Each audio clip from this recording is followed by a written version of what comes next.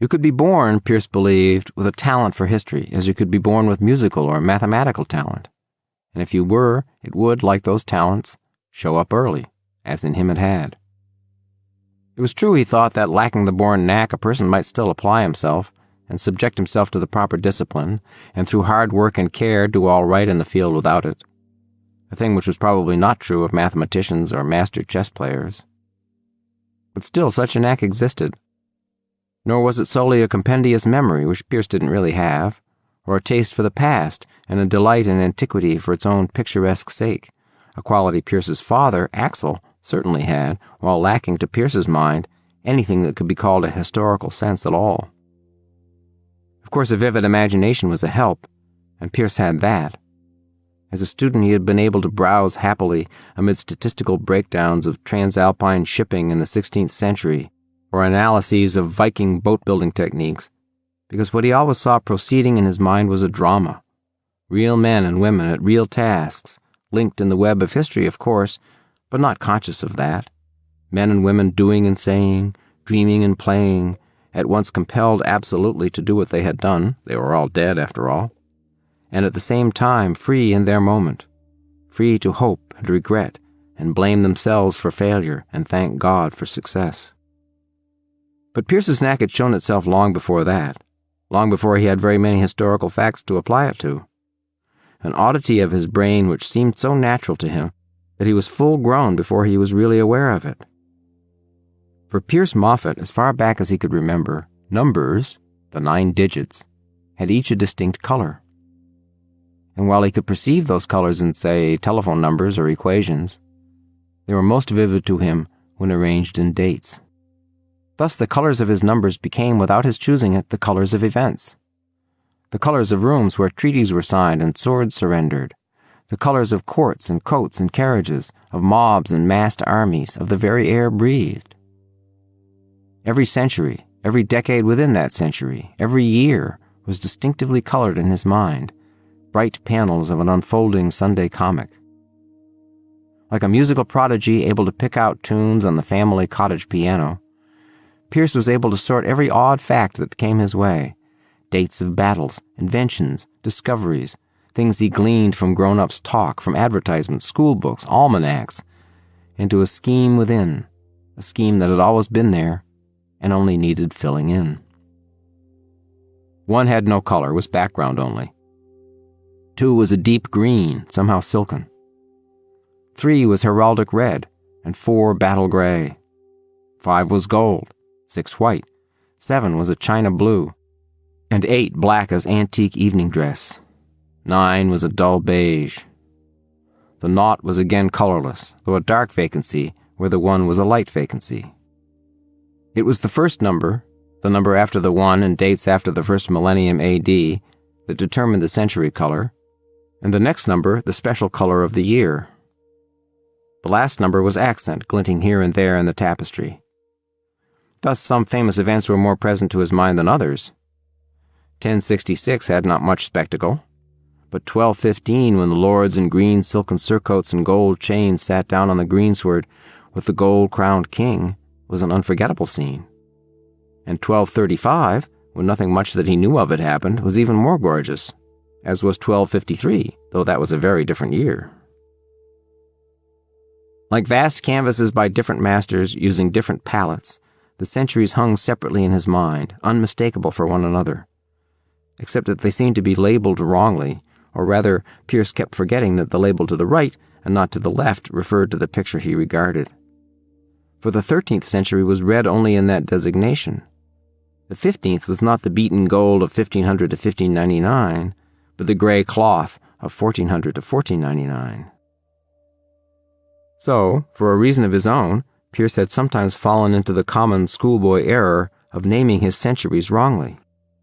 And still, as an adult, when he said the 18th century, he could not help sensing in the term only the very last years of it, when the blue silk frock coats and white wigs of, say, 1776 were going out, being changed for the glossy top hats and black worsted of the 1800s.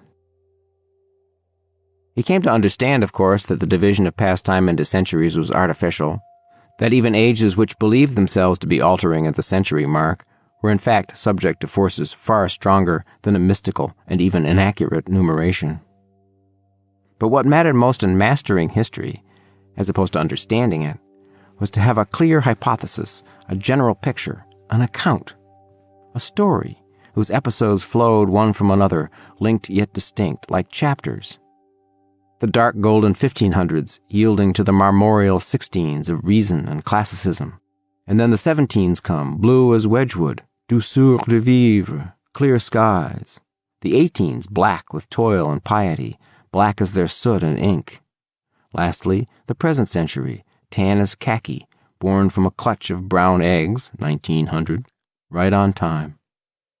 His color scheme in no wise clouded Pierce's mind. He had a sure sense of the confusion and heterogeneity of human acts, varicolored, colorless, unsqueezable into any box, least of all the centuries. His system was a filing system only, but one that he had not invented, but had found within himself automatically. His knack, his gift. Gifts can be frittered away. Child prodigies put aside their violins, bored or repelled.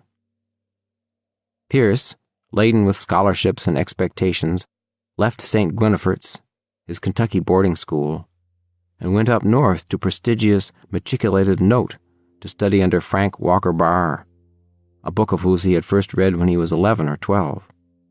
Was it Time's Body, or Mythos and Tyrannos? He couldn't remember at the interview. And who would become the latest of a series of fathers Pierce would revere, whose friendship he would find awkward, whose gaze he would avoid. He drifted into aestheticism, switched to a major in Renaissance studies, lost a semester of his junior year in a romantic adventure, suicidal girl, flight to the coast in a greyhound, rejection, heartbreak, and, although returning chastened, never quite fitted his wheels again to the track. He had lost, seemingly, his vocation, and felt a certain satisfaction at it, as though it had been baby fat or acne. But it was easy enough to knock around Note in those years without one, not doing much of anything and living in town as though grown up. Many of his friends, matriculated and not so matriculated, were doing it. It was not solely exculpation in Pierce that he would always think of himself as belonging to a sort of half-generation, born too late or too soon, falling continually between two stools. He had the idea that not many children had been conceived early in 1942, most potential fathers being then off to war, only those with special disabilities, like Pierce's own, being left to breed. He was too young to be a beatnik.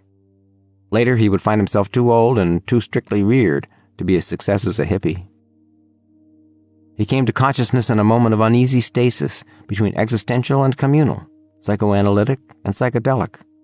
And like many who feel themselves naked within, unfilled by notions and without a plot, he clothed himself in a kind of puritanical dandyism, consisting mostly of an unwillingness to be pleased and black clothes of unidentifiable cut. He stood aloof in these clothes from a world he could not quite think how to criticize, and waited to see what would happen next. In fact, even this minimal pose was not quite brought off. Dandies should be small and neat. Pierce was neither. He had been a large and ill-made child, and his ugliness as a teenager had bordered on the remarkable. 6 feet by his 16th birthday, a face of unsymmetrical hugeness very like Abe Lincoln's, thick upshot hair, thick long hanging wrists, and clumsy splayed hands. Inside this frame there was someone small, even delicate, and deeply embarrassed by the ears on Pierce's head, the rug on his chest. And though, like Lincoln's, Pierce's disabilities would begin to shape up into interesting qualities by his 30s, and seemed to promise an old age of rugged character, even craggy good looks, Pierce would never forget how repellent the small person within had always found him. Jolie laid, his mother called him. His Uncle Sam Oliphant, whom Pierce most resembled, translated this as pretty ugly, and Pierce agreed, a little big and pretty ugly. Keeping out of the Army played its part in drawing Pierce into graduate school at Note, and avoiding the more arduous heights of scholarship occupied him there. Later on, when preparing himself to set out upon some standard tome as onto an arid Sierra, Pierce would remember with chagrin how clever he had been, at Note, in circumventing such work, in maintaining everyone's good opinion of him without exactly justifying it, and giving the impression of having acquired learning he had in fact only fingered lightly. Frank Barr hoped Pierce would do a thesis under his direction, perhaps taking up a theme Barr himself had wanted to pursue but had never been able to. He suggested the spread of Nestorian Christian churches in the Dark Ages to India, China, Black Africa. Marco Polo had come upon surviving congregations in Cathay, and myths of Issa, Jesus, could still be heard by astonished missionaries in the Sudan in the 19th century. What had they made out of the Christian story they carried so far, isolated through the centuries from Rome, from Byzantium? Fascinating. But Pierce, though intrigued, Barr could intrigue anyone, quailed before the labor involved. Primary sources in 6 or 8 languages, untrodden ground, expeditions in pith helmet and Land Rover for all he knew. He stayed with Renaissance studies, though always sensing Barr's never expressed judgment. He discovered a collection of Elizabethan confessional literature at the Note Library, 7 Sobs of a Sorrowful Soul for Sin, and planned a brief, elegant thesis on these and their relation to certain themes in Shakespeare, particularly Measure for Measure. In his proposal, making austerity a virtue, in restricting myself to this seemingly narrow compass, etc., etc., as though to do so had been a hard choice, and getting it accepted by a tolerant old fart in the English department. He also acquired a parrot. Teaching the parrot to talk, de mortuis nil nisi bunkum was what he got it to say, took up more of his time than the thesis. When his coursework was completed, he made application, but no junior faculty position was offered to him at Note. Taken by surprise, not because he had labored to be hired, for he had not, but he had taken it for granted that this future would be offered him as a matter of course and had never seriously considered the possibility of any other. Pierce packed his books and his black suits and the notes for his thesis with an unsettling sense that his luck had, for a moment, run out, that perhaps nothing at all would happen next. The parrot was sent to live with Pierce's father, Axel, in Brooklyn, until Pierce settled down, and there it remained, year after year, in the south-facing window of Axel's apartment, whistling, staring, disparaging. Pierce took temporary jobs at private schools, worked summers at a bookstore. He plugged occasionally at the damn thesis, and at the annual mass meetings of the academic church militant, to which he retained membership, he continued, along with hundreds, so it seemed, of fresher faces, to present himself to be looked over by the varsity scouts for whatever faculty positions were available.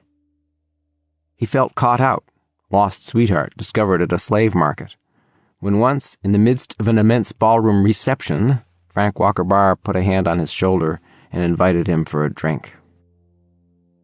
Specialization, Barr said when they had seated themselves on the cracked leather banquette of a paneled hotel bar, the professor's choice. That's the great problem for scholars now. More and more about less and less. Pierce said. Barr before him was a series of rough ellipses, a slope-shouldered torso, round bald head split by his wide grin, small, almost browless eyes behind oval glasses. His hands encircled the pale cone of a dry martini with an olive in it, which he had ordered with ritual care and was drinking with slow relish. Understandable, of course, he went on, even inevitable when so much new material continually surfaces, new methods of investigation are worked out. Computers, amazing how the past continually enlarges instead of shrinking with distance. He lifted the glass. There was a gold wedding band embedded deep in the flesh of his ring finger. Still, Tiny Sip completed, little room now for the generalist. Unfortunate that's where your talents lie. As yours do, Pierce said, lifting his nearly drained scotch to Barr. So, Barr said, any nibbles, offers you're considering? Pierce shrugged, raised eyebrows, shook head. You know, he said, when I was a kid, I sort of thought that when I became a historian, what I would do, what historians did, was practice history, the way a doctor practices medicine. Maybe because the uncle I grew up with was a doctor. Have an office, or a shop. Keep thy shop, Barr said, and thy shop will keep thee. He made in his throat the famous Barr chuckle, plummy, chocolatey. Ben Franklin. Pierce drank. In the dark of the bar, his old mentor was unreadable. Pierce was fairly sure that Barr's kindly but justly lukewarm descriptio, couldn't call it a recommendation, was chiefly what had kept Pierce from moving automatically into a slotted note and thrown him on the open market. "How," he said, something, not the drink, warming his cheek suddenly, "would you do it? Practice history, if there weren't note." Barr considered this a long time. The drink before him seemed to glow faintly like a votive lamp before a Buddha. "I think," he said, "that I would take some job I was suited for. My father was a tailor, I worked for him. And I would listen and discover what questions people asked that history might answer or help to answer, even if at first they didn't seem to be historical questions. And I'd try to answer them. In a book, I suppose, probably, or maybe not. Questions like... questions that come up. I remember there was an old woman who lived over my father's shop. She read cards, told fortunes. She was a gypsy, my father said, and that's why people went to her.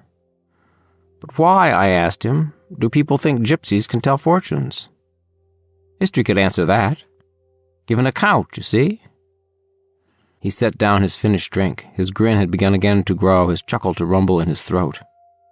"The only trouble would be that damned tendency to generalism. I suppose that the first question I tried to answer would lead me to others, and those to others, and so on, and there being no publish or perish sort of pressure, no impetus to stop asking and start answering, I might go on forever. End up with the history of the world. Or a history, anyway." He took with plump fingers the olive from his glass and chewed it thoughtfully. "Incomplete, probably, in the end. Unfinished, oh yes. But still, I think I would consider myself to have been practicing history. A life of useful labor, 1,000 relined overcoats, and yet all history in your heart, an endless dimension, a past as real as if it had been the case, and chock full of answered questions. An account, added up but unpaid." A large dissatisfaction had sprung up in Pierce, or a nameless desire. He ordered a second drink. "In any case," Barr said, spreading his hands on the table, as Pierce always remembered him doing toward a lecture's end, "it's neither here nor there, is it? Teachers is what we are. Now, who did you say you've been talking to?" The warmth in Pierce's cheeks heated to a blush. "Well," he said, "Barnabas College, here in the city," as though it were one, an unimportant one of many. "Looks possible." "Barnabas," said Barr, mulling. "Barnabas. I know the dean there, a Dr. Sacrobosco. I could write."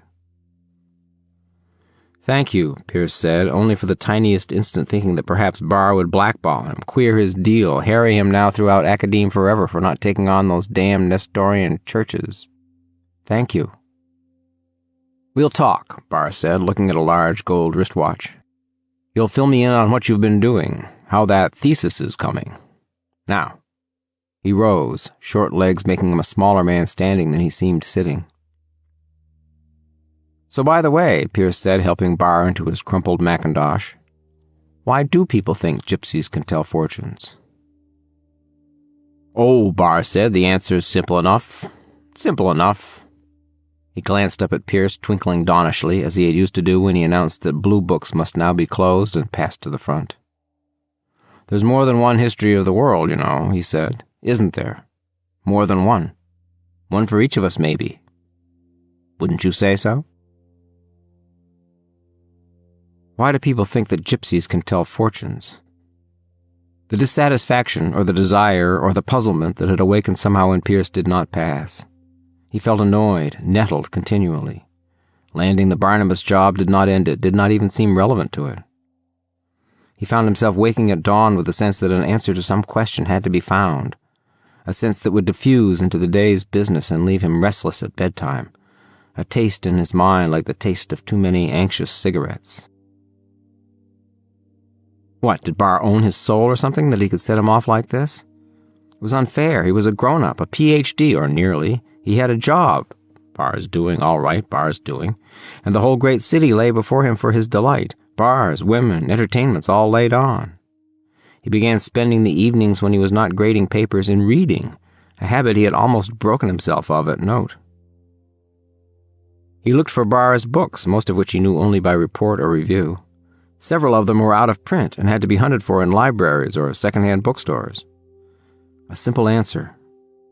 Something to stopper up whatever it was that seemed to be coming unstoppered within him. A last trick question to be disposed of. Clear the field, finally, and for good. On a bitter cold solstice night, too cold to go abroad, Pierce with the beginnings of a flu sat wrapped in a blanket. The heat in his aged building had failed, and turned the pages of Barr's book, Time's Body, which he had brought home from the far-off Brooklyn public, and read, fever beginning to crackle in his ears. Plutarch records that in the early years of the reign of Tiberius, the pilot of a ship rounding the Greek archipelago passed a certain island at dawn on the solstice day and heard his name called from shore. "Thamus, when you come near the Polodes, tell them that the great god Pan is dead." He thought at first to refuse, being afraid, but when he came opposite the Polodes, he called out the words as he had heard them. "Pan is dead! The great god Pan is dead!"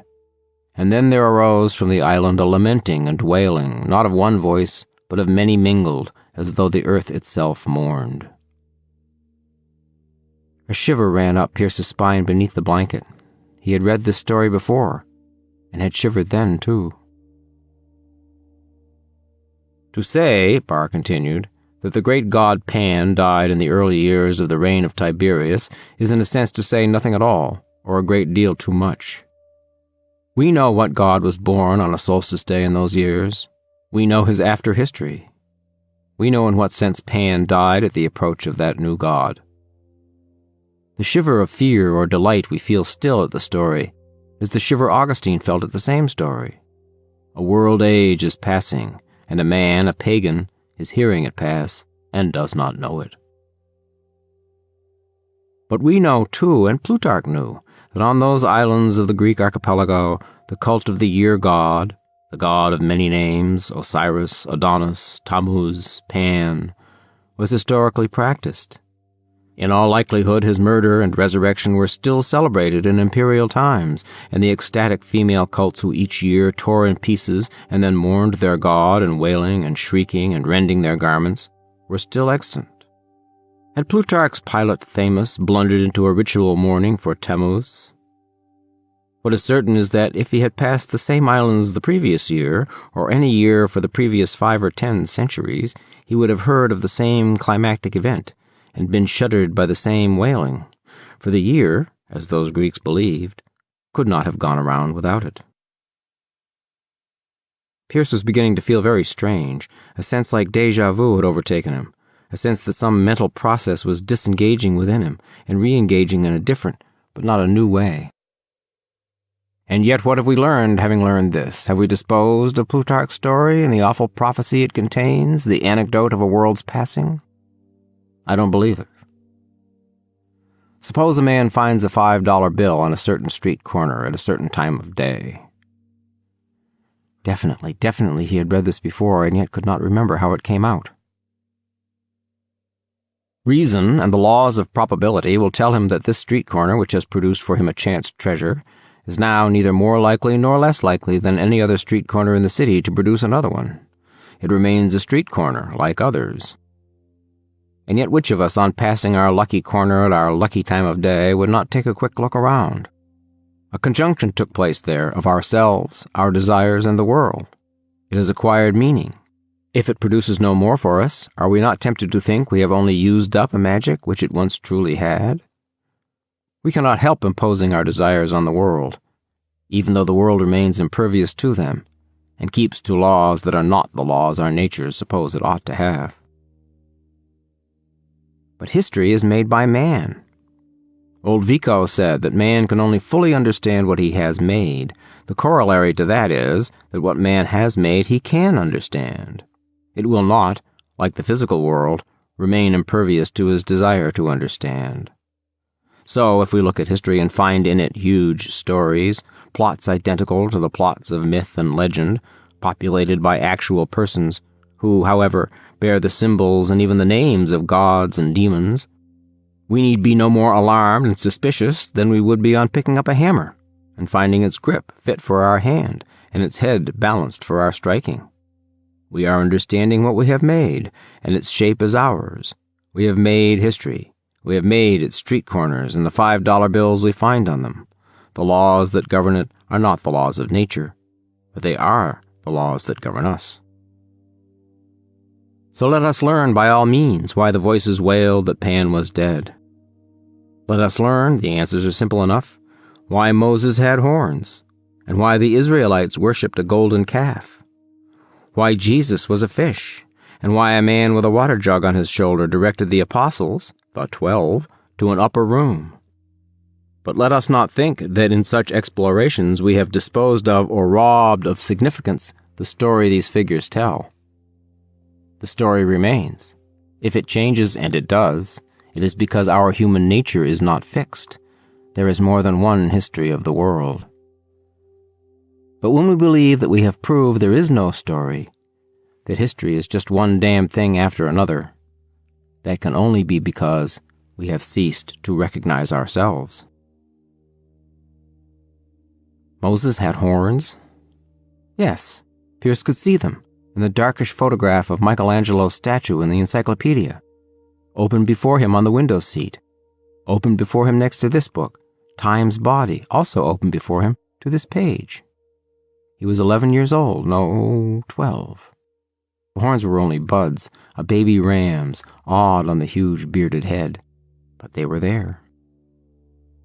There was a story. He was seeing it for the first time there in the window seat, brown winter mountains and a dead garden disappearing without. He didn't know what the story was, could only imagine it unfolding and linking and telling itself vastly and purposefully as thunderheads gathering. A secret story had been going on for centuries, for all time, and it could be known.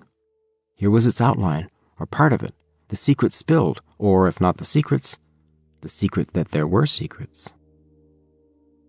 Pierce in his New York slum rolled a cigarette and lit it. But this grown-up action did not stop the feeling that had come over him, that his jumbled and darkened interior was resolving itself into a series of pictures, a series of magic lantern slides projected all at once, yet each clear, each in some sense the same slide. When he was very small, he had been told the story of the man who was caught in a rainstorm and sought shelter in an old barn.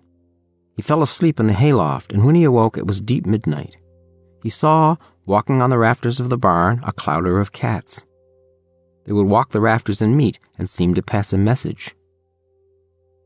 Then 2 cats met on a rafter very near where he lay hidden, and he heard one say to the other, "Tell Dildrum that Doldrum is dead." So they parted. When the man got home that day, he told his wife what had happened and what he had heard the cat say. "Tell Dildrum that Doldrum is dead." And on hearing that, their old family cat, dozing by the fire, leapt up with a shriek and cried out, "Then I'm to be king of the cats!" And it shot up the chimney and was never seen again. That story had made him shiver and wonder and ponder for days. Not the story that had been told, but the secret story within it that had not been told, the story about the cats, the secret story that had been going on all along and that no one knew but they. That was the feeling he had felt in the window seat, too, having looked up Moses in a dozen places in the old Britannica, and finding that picture, and seeing that horned head, unexplained, unmentioned even in the picture's caption. They had been there all along, those horns, though he hadn't known it, and now he did. And there was an explanation for them, too, that he didn't know, but that he could learn. And that was history. And now, Pierce, coming on that moment, as though breaking open a box that contained it while searching for something else, could measure by it what he had gained and what he had lost in the long time that had elapsed between then and now, between that window in Kentucky and this one. How was it he had come to lose his vocation? He couldn't turn back now, of course, and find where the thread had been dropped and pick it up again. Time was only one way, and all that he had learned he couldn't unlearn. And yet, he sat with Barr's book in his lap and listened to the silent city and felt an unreasoning grief. Something had been stolen from him. He had stolen something from himself, a pearl of great price that he had forgotten the value of and had thrown away thoughtlessly, and now could never have again. In that year, a kind of strange parade seemed to begin in the city.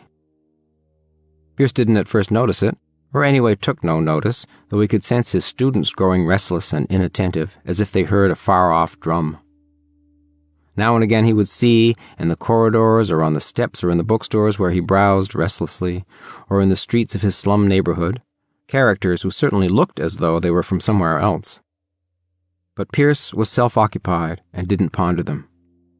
He went through his classes and through the streets like a cartoon character who, in the thought cloud over his head, bears only a single question mark. Once in a crowded corridor, he became so annoyed with himself that he had to counsel himself aloud, sternly, just to drop it for God's sake and calm down, and realized in the next moment, as co-eds with books pressed to their breasts turned to stare at him, that he had no idea what it was he should drop, what it was that he had picked up. He hadn't lost his vocation, he had only grown up. He had desired to grow up, and there would have been no way to prevent it, even if he hadn't desired it. History, that undiscovered country he had seen far off, yes, it had turned out to be only ordinary, different from his own, not in kind, but only in tedious details of geography and local custom, lists of which he had had to commit to memory. He knew, for he had explored that country, of course, just as he had wanted to. He lived there every working day. His progress had always been outward, away from stories, from marvels. It had been a journey, as he saw it, away from childhood, the same journey outward that the human race had long been on, in which he, Pierce Moffat, was only recapitulating in his own ontogeny, joining up with it, at his maturity, at the place it had by then reached. When I was a child, I thought as a child and did as a child, but now I am a man, and have put away childish things. There had been a story in the beginning, in his own childhood and the human race's, that a child could inhabit, an account that could be taken literally, about Adam and Eve and Christopher Columbus and a sun with a face and a moon with one too, a stock of stories never discarded but only outgrown, gratefully, name by face, like an old sunsuit. Stories, outgrown just as grown-ups had always hinted he would outgrow them, when, with fierce literalness, he would try to get one or another outlandish detail certified or explained. Stories, their aging fabric giving under his fingers. On a certain Christmas Eve, when an argument had been raging in the children's quarters, Sam Oliphant had taken him and his cousin Hildy, a girl just older than he, upstairs into his big bedroom and explained carefully about Santa Claus. And the explanation seemed not only true, but a sort of relief, like breaking out of an egg. He and Hildy were being admitted into a larger circle of the world. "Only don't tell the little kids," Sam said, "because they're still young, and it would spoil it for them." And then further on he had come forth again, from a larger story about God and heaven and hell, the 4 cardinal virtues and the 7 glorious mysteries and the 9 choirs of the angels. All in a day, it seemed on looking back, all in a day he had stepped outside it all, with a sigh of relief and a twinge of loss and a nod of resolution that he would not turn back that way now, even if he could. And he could not. It was too small to go back into. An intricate clockwork sphere that he would carry within him then like an old-fashioned turnip watch that he could draw out and look at, in perfect working order, only stopped forever. And on, passing outward through vast realms of meaning, through the circles of history, not only Christopher Columbus who found out the world was round, not only the founding fathers and their awful wisdom, but outward, through whole universes of thought, each growing somehow smaller the more he learned about it, until it was too small to live within, and he passed on, outward, closing the door behind him. And came then at last to the furthest outside of all, the limitless one, the real world, about which nothing could be said, because in order to reach it, he and the human race, whose progress he was joining just at this point, had to pass through every universe that could be talked about. He had them all within him. He had outgrown them all. Naked, he looked outward toward silence and random stars.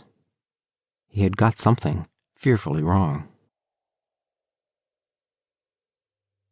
Knowing nothing then of what he would later learn of the techniques of climacterics, Pierce could not chart his distemper, though in looking back he could see clearly enough what had happened to him.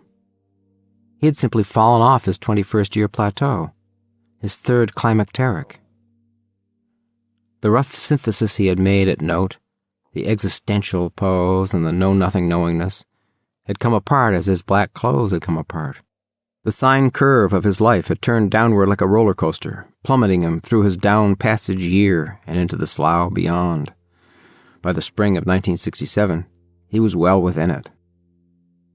When classes ended that June, he went back to Note to finish up and annotate his thesis, to get it published and approved, just barely, on the strength of its stylish patterning and minute, though sometimes fanciful, analysis. It seemed a dead object to him, and the labor he expended on it only increased the sensation. It was Pietra Dura work or Chinese nesting ivory spheres, but it was done.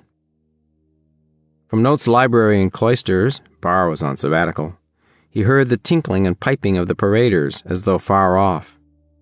Someone told him that in the quad there had been, while he cut ivory in the library, a Tao demonstration, or a Tao demonstration, he wasn't sure which. But the music was loud in the streets of his slum.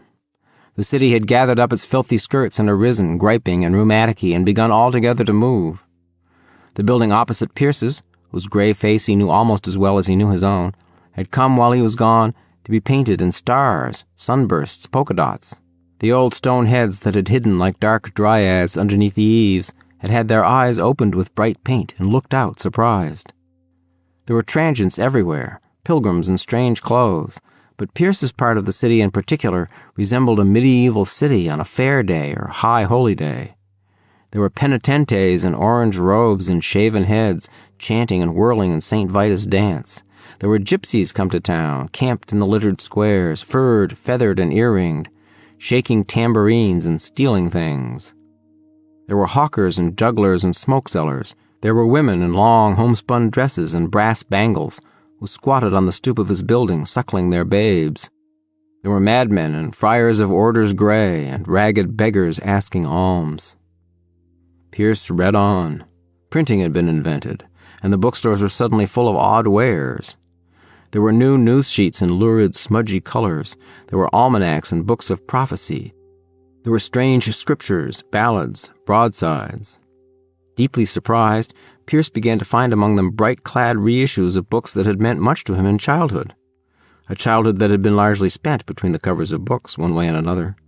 A childhood he found he was able to taste again by cracking the same books, unseen since antiquity, since his own age of gold. Here, for example, were Frank Walker Barr's 10- and 20-year-old books being reverently brought out in a uniform new paper edition, including the ones Pierce knew, like Time's Body and Mythos and Tyrannos. Someone had had the brilliant idea of covering them all with a single titanic Baroque painting, crowded with figures, each volume's cover only a detail, so that when they were all in print and assembled, they would form the whole picture. And here also was Sidney Lanier's Boy's King Arthur, with all the original illustrations, as bright as Christmas morning and as cold to his touch. A shabby, edge-worn copy had stood long on his boyhood bookshelf, a present from his father. And a book he didn't at first recognize in its new soft covers, only to find inside a book he knew immediately, like a childhood friend unmasked, because it was simply a photocopy of the old one he had read. It was Bruno's Journey, a biography of sorts, by the historical novelist Fellows Craft, and he remembered nothing of it but that he had once been deeply affected by it. What he would think of it now he had no idea. The page he had opened to was this. The immense laughter of Bruno when he understood that Copernicus had inverted the universe. What was it but joy in the confirmation of his knowledge that mind, in the center of all, contains within it all that it is the center of? If the earth, the old center, now was seen truly to revolve somewhere halfway between the center and the outside, and the sun, which had before revolved on a path halfway to the outside, were now the center, then a half-turn like that in a Möbius strip was thrown into the belt of the stars. And what then became of the old circumference? It was, strictly, unimaginable.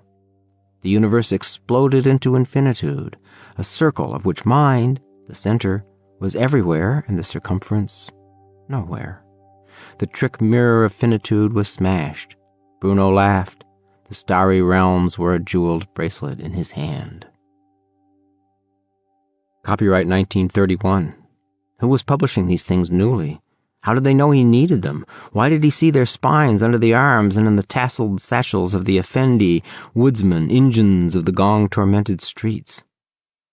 He had the funny feeling that doors long bolted within him were being forced, that in the general amnesty of carnival something jailed in him since puberty was being let out, somewhat by mistake, into the open air to be welcomed by the cheering mob. Something. What? When the weather turned cold, the jingling throng sought shelter, huddling wrapped in aged furs on stoops or in heated public places. Pierce took in the odd stray for a night or a week. Boys with head colds far from home boiled brown rice on his stove. Girls practiced simple native crafts, cross-legged on the floor, shared the bed, moved on. In their endless talk, periodless, a slurry of outlandish possibilities as real to them as the dangerous city and the workaday world around them were unreal. Pierce with elation and trepidation heard the end, not of the world, no, but of the world he had grown up in. The world that everyone, growing up, imagines will never change. Climacterics would one day suggest to him that the world forever grows up and explodes into possibility, revolts against the past, evolves the future, and settles down to grow staid and old, all at exactly the same rate as each person experiencing it does. But Pierce didn't know climacterics then. He let his hair grow long and looked out his window at the parade and thought, nothing now will ever be the same again.